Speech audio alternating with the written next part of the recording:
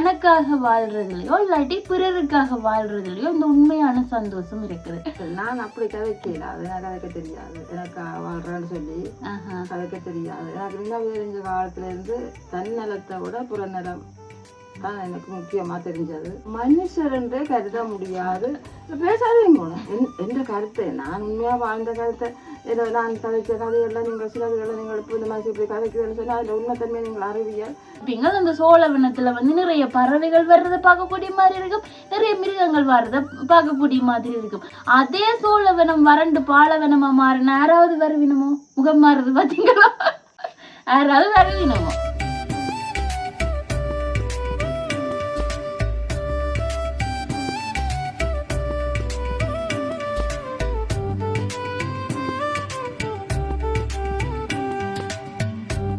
அனைவருக்கும் வணக்கம். நான் தாரகா.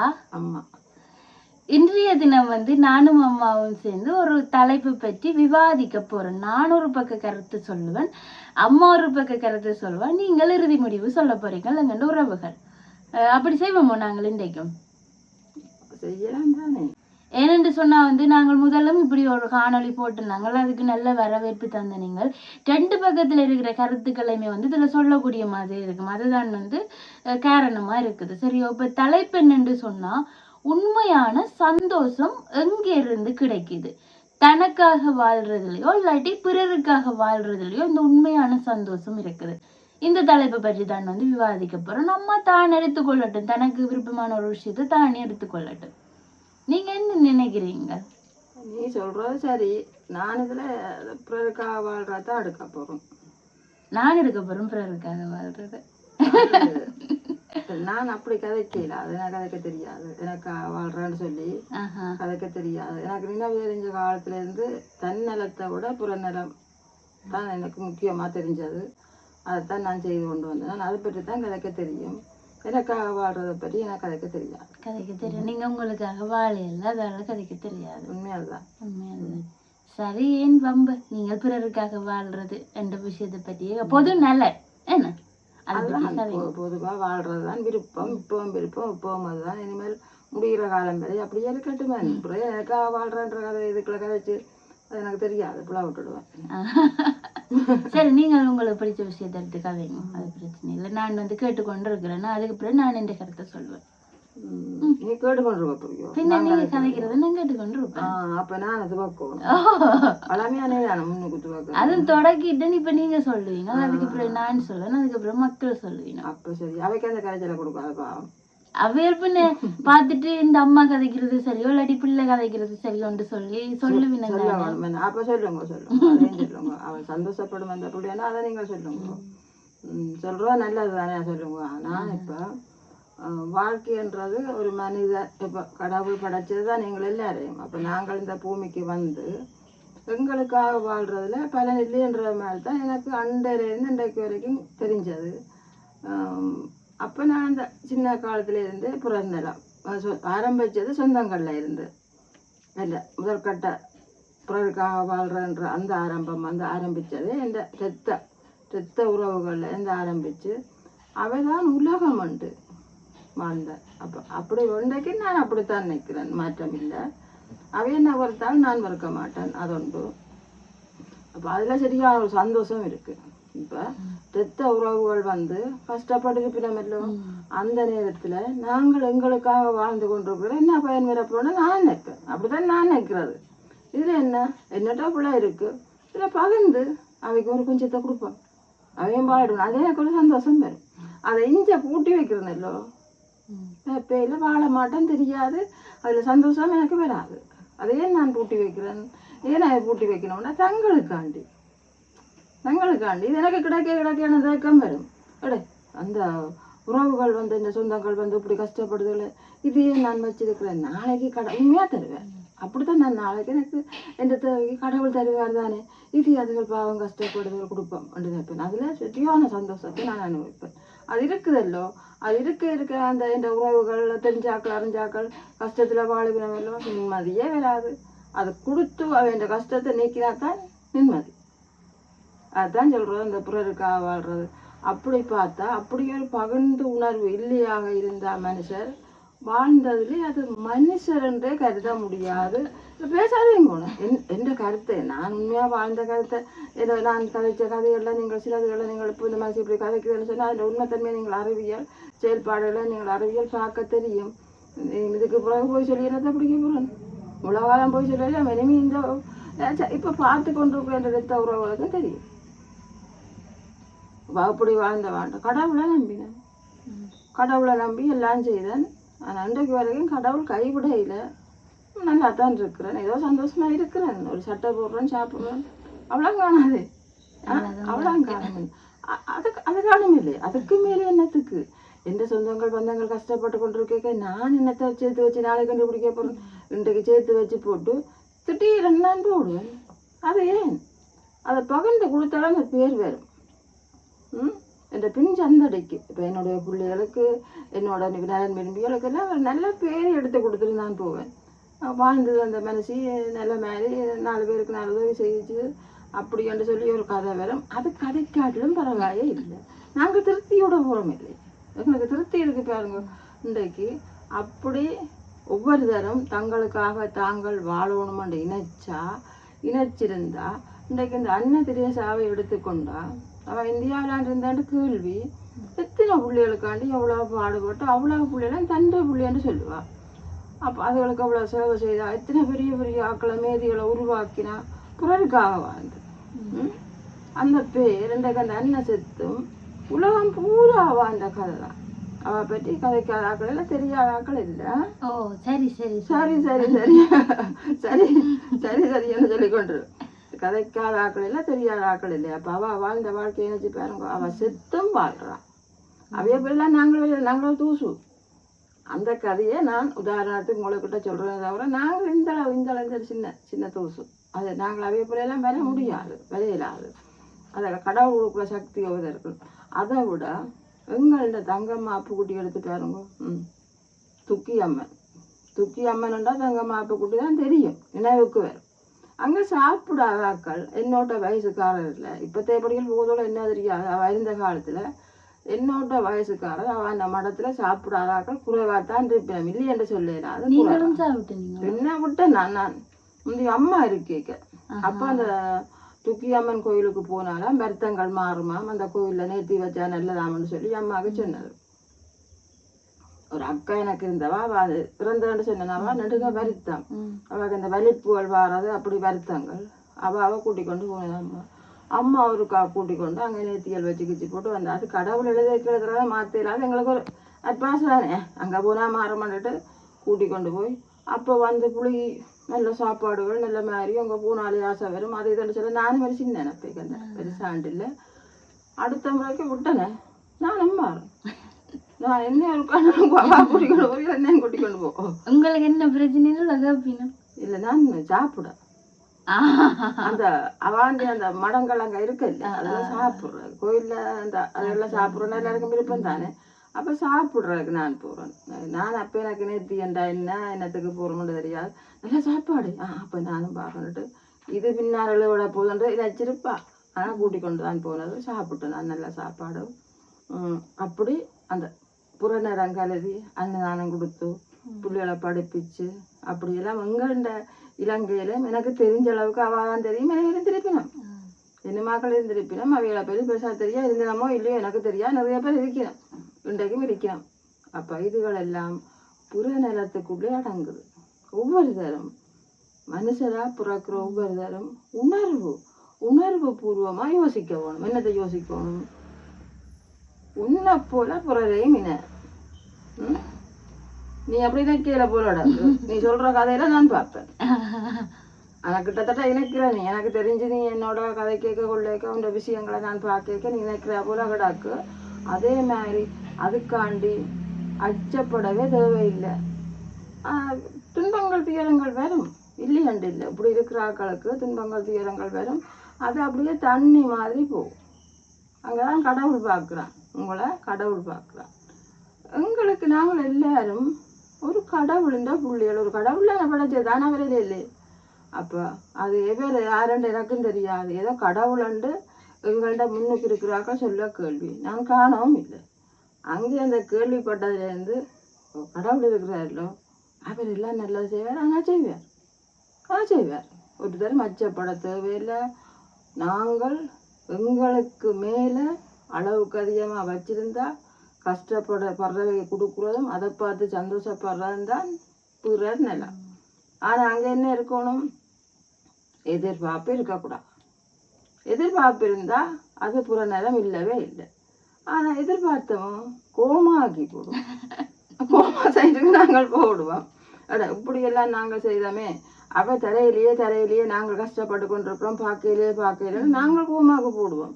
அப்போ அங்கேயே ஒரு மூலையில இருக்கும், இல்லாம போகாது. எனக்கும் அப்படி வாருது. அப்படி அதை இணைச்சு கொண்டு அங்கே ஒரு மூலையில நடக்கல.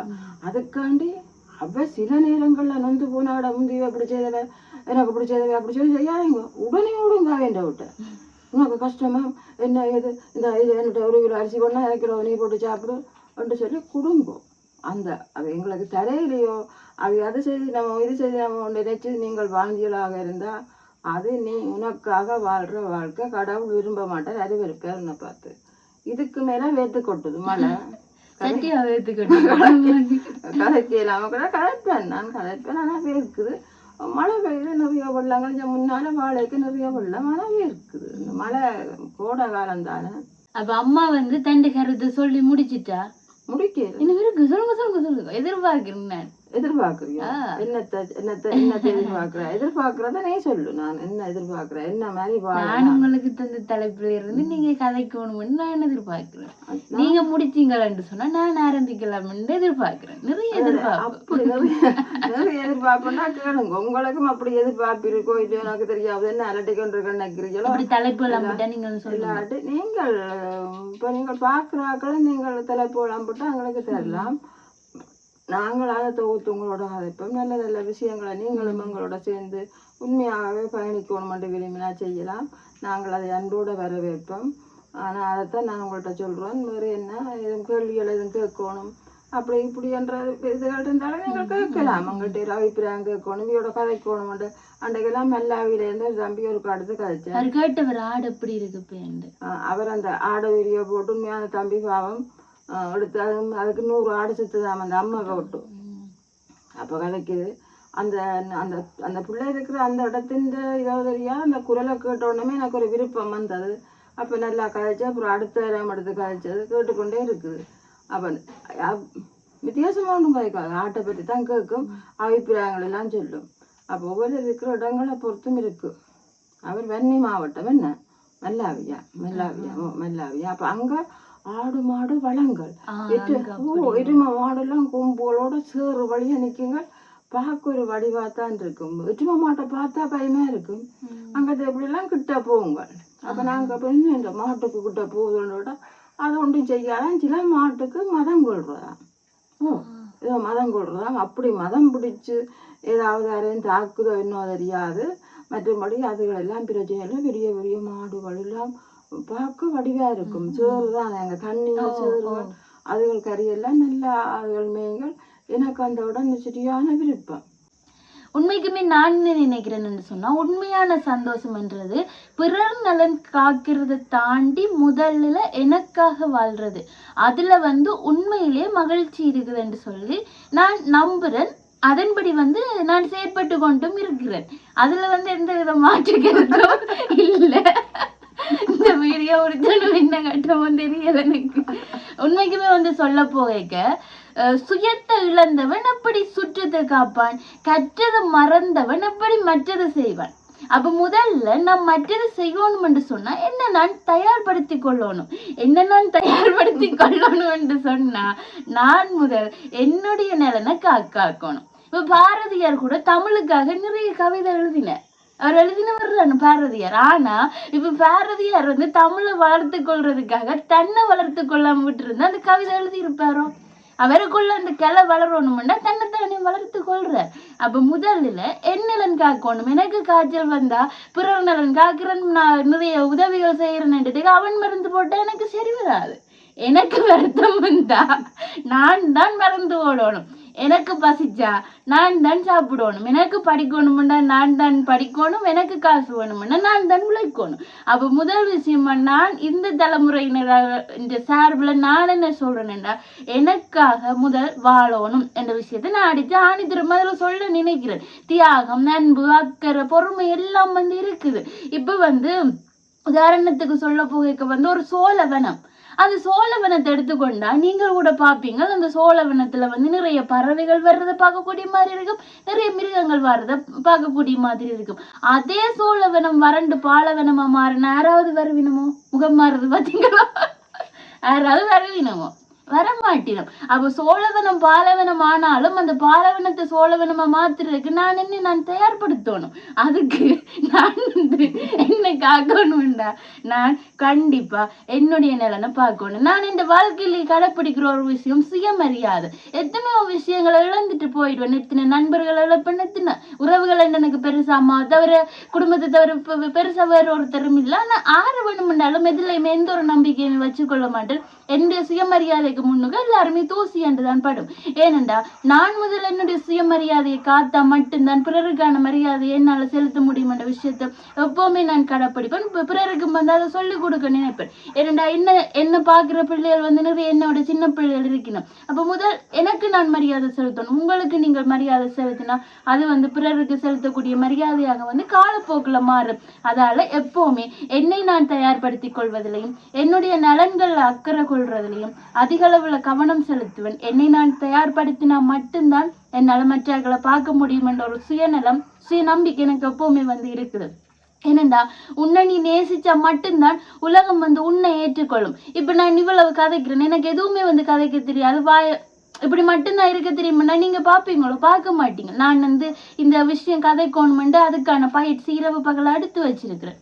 அதால மட்டும் நான் என்னால இப்படி கதைக்கக்கூடிய மாதிரி இருக்குது. நான் கதைக்கிறத நீங்க கேட்குறீங்க. அம்மா கூட பாருங்க என்ன கதைக்குதுன்னு.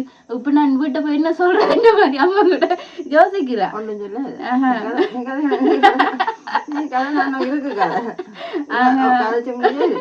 கதைக்கிற வழிய நான் பேசாம உன்னால எவ்வளவு நான் என்று சொல்றதே கூடாது. எத்தனை நான் வந்துட்டேன் கேளுங்க, நீங்க எத்தனை நான் வந்துட்டு விட்டு கொடுக்க மாட்டேன் சிறிய தண்டத்துல இருந்து. அப்ப எப்பவுமே உங்களோட தேடல்ல நீங்கள் உறுதியா இருங்க. அந்த தேடல்ல ஊடல் கொள்ளுங்க. நீங்கள் வாடி போன நேரத்துல கூட அந்த தேடல் தான் கை கொடுக்கும். இன்றைக்கு நான் சொல்றேன், நான் சுயநலனா இருக்கிறேன், என்னுடைய நலனை நான் காக்கிறேன்ன்றது பிறருக்காக நான் உதவி செய்யல, பிறருக்காக நான் வாழலை என்று இல்லை. முதல் பிறருக்காக வாழ்வதற்கு என்னை நானே தயார்படுத்திக் கொள்கிறேன். அந்த தயார்படுத்திக் கொள்ளல அந்த நான் வருது. நான் என்பது ஒரு வார்த்தை, அது ஆணவ வார்த்தை இல்லை. அது என்னை நானே ஆவணப்படுத்திக் கொள்வதற்காக, என்னுடைய பெயர் நான் தாரகா என்று சொல்வது என்னை நானே ஆவணப்படுத்திக் கொள்வதற்காக நான் வைத்திருக்கக்கூடிய ஒரு அடையாளம் தான் அந்த நானை அம்மாவா இருக்கட்டும், பிறரா இருக்கட்டும், அது ஆணவமா பார்த்தாலோ, ஆணவம் பிடித்த பெண், திமிர் பிடித்த பெண் என்று பார்த்தாலோ அதுல கவலைப்பட போறதோ கஷ்டப்பட போறாலோ நான் கிடையாது. ஏன் என்று சொன்னா நான் முதல் என்னை நான் தயார்படுத்திக் கொள்கிறேன். என்னிலிருந்து பிறருக்கு வாரன். பிறர் வாழ்ந்தால் என்னை பார்த்து ஒரு சில பிறர் வாழக்கூடிய மாதிரி இருக்கும். பிறர் நொந்து போகிற நிலையில என்னால் உதவி செய்யக்கூடிய மாதிரி இருக்கும். என்னன்னா இன்னும் நான் அந்த இடத்துல தயார்படுத்தி விட்டுட்டேன். அப்ப நான் செய்ய போகிற உதவியில எந்த ஒரு எதிர்பார்ப்பும் இருக்காது. ஏனென்று சொன்னா அவர் நல்லா இருந்தாலோ கெட்டு போயிருந்தாலோ இல்லாட்டி நாளைக்கு நல்லா இருந்து என்ன பார்க்காம விட்டாலோ நான் வாடி போக மாட்டேன். ஏன்னா அந்த இடத்துல என்ன நான் தயார்படுத்தி இருக்கிறேன் எப்படி வாழணும் வாழ்க்கை முழுவதும் என்று சொல்லி. அப்ப இந்த பிரபஞ்சத்துல யாரையுமே நம்புற அளவுக்கு தயாரா இல்ல.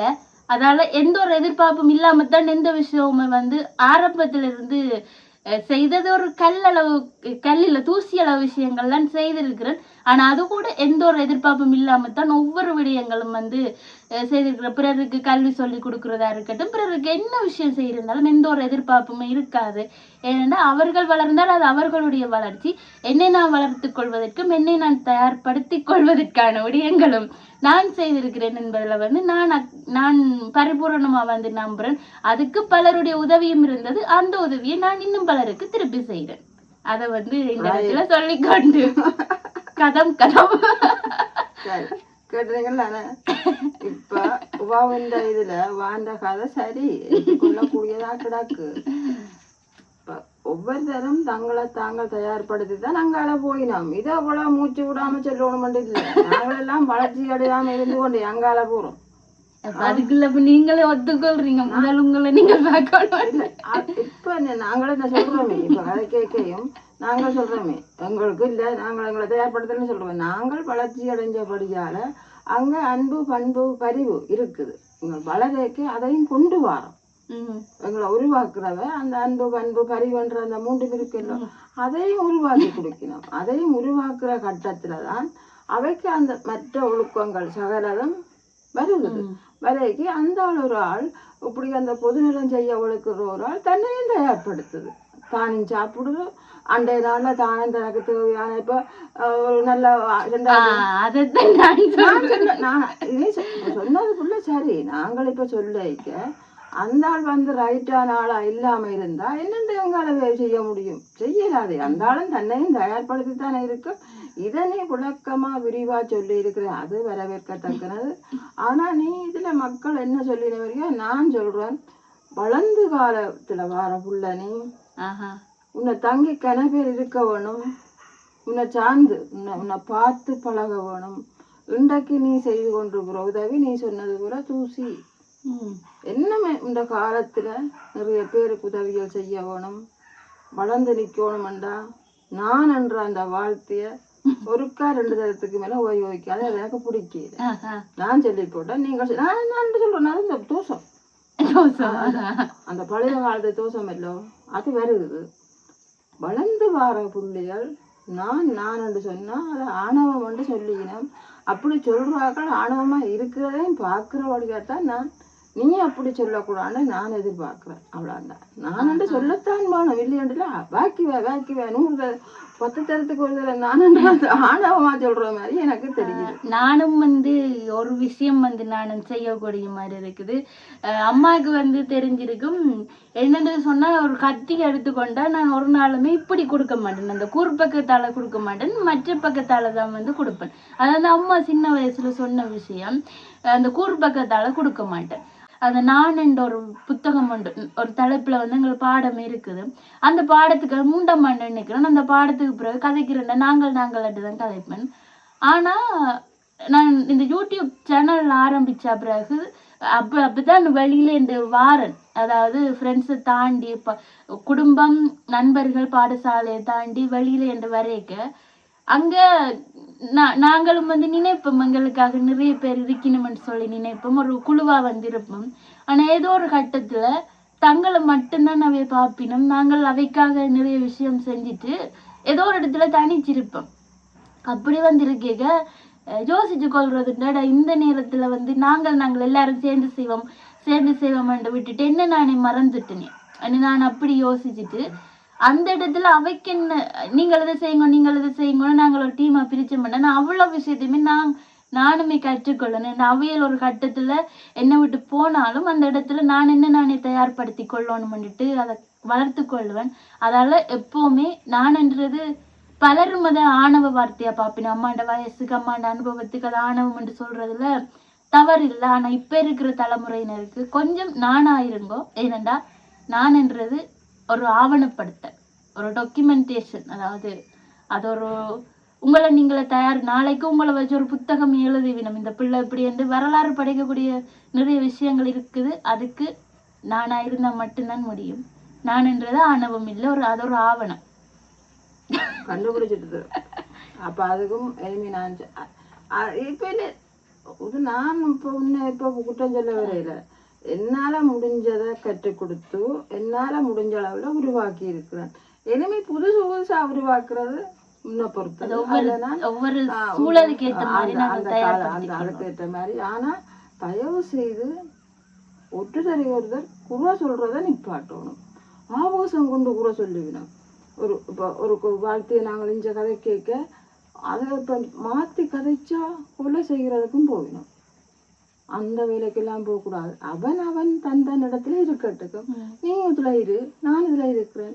நீ விரும்பினதை நீ செய், நான் விரும்பினதை நான் செய்கிறேன். அது அவரை வெற்ற சுய விருப்பம். அதை திணிக்க கூடாது. நீ இதைத்தான் செய்யணும், இதைத்தான் தண்டணும்னு சொல்லி தண்டக்கூடாது. ஒருத்தர் இப்ப ஒருத்தர் இதை செய்தால் அந்த இடத்துல இருக்கு கூட சொல்லிக்க மற்றவளுக்கு பிடிக்காது. நான் இதைத்தானே விசுவாசமா செய்கிறேன், இவர் என்ன சொல்றான்னு சொல்லி. அப்ப மனுஷர் நாங்கள் எல்லாரும் என்ன எந்த மதத்தவராரு எந்த இனத்தவராரு எல்லாரும் ஒட்டினாலும் ரத்தம் சிவப்பு வர்த்தக்காரருக்கு மட்டும்தான் மாற்றங்களா இருக்கும். இந்த கடுமையான வர்த்தக்காரர் கருப்பா வருமா கொள்ளுவாங்களுக்கு என்ன மறையில சொல்ல கேள்வி ஒருதர் குறை சொல்ல வேண்டாம். எல்லாரும் உண்டு. நாங்கள் எல்லாரும் மனுஷர்கள். இனத்திலேயோ சரி மதத்திலேயோ சரி பார்த்தால் இப்போ எங்களை 2 பேரையும் பார்க்க உங்களுக்கு மனுஷரா தெரியும். ஆனா எங்கள்ட உடனட பாவனை வேறையா இருக்கும். என்ன ஒரு சிலரை பார்க்க உடனட பாவனை வேறையா இருக்கும். அது அவரவற்ற விருப்பம். அப்ப அந்த விருப்பங்களை அவரவர் செய்கிற உரிமை மனுஷர் எல்லாருக்கும் உண்டு. அதை நாங்கள் குறை சொல்லி அவ எதிரியா பார்த்து அவதூறு கதைச்சு உன்னை கொண்டு போடுவேன், உன்னை அடிச்சு போடுவேன், வெட்டி போடுவேன், ஆள் அனுப்பி பயமுறுத்தி அப்படியெல்லாம் செய்யக்கூடாது. இதுகளெல்லாம் நாங்கள் அந்த மேலோட்டமாக சொல்கிற கருத்து. ஆனால் இதை முழுமையாக எங்களால் சொல்ல முடியாத சூழ்நிலையா சிலது. அப்போ இப்படி நான் கதை கேட்க உண்மையிலே விளங்கி கொள்கிறவங்களுக்கு விளங்கி கொள்ளும்.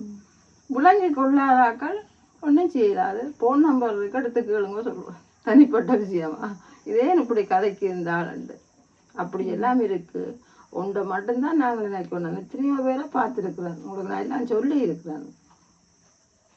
தனக்கண்டு வாழ்ந்து அங்கே ஒன்றுமே இல்லை, பிறருக்காக வாழும். இந்த பிள்ளை சொல்றதே கேட்காங்க கடவுளே. இது சொல்றது பொய், இது சொல்ற பொய்யாண்ட அதையாக நான் புள்ளா சொல்லல. ஆனால் இந்த காலத்து சூழ்நிலைக்கு அது சொல்றது சரி. ஒவ்வொருத்தரும் தங்களை தாங்கள் தயார்படுத்தினா தானே மற்றவங்க செய்யலாம்னு அது சொல்றது சரி. அந்த பிள்ளை சொல்றது சரி. நாங்கள் எங்களை கையை விட்டுட்டு நான் சொல்ல வந்த கருத்து வேற, பிறருக்காக வாழ்றேன் சொல்ல வந்த நான் எங்களை மிஞ்சி எங்களுக்கு நாளை கண்டு வைக்காமலுக்கு அதை பிறருக்கு கொடுத்து அந்த சந்தோஷத்தை அனுபவிக்கிறது தான் பிறருக்காக வாழ்றது.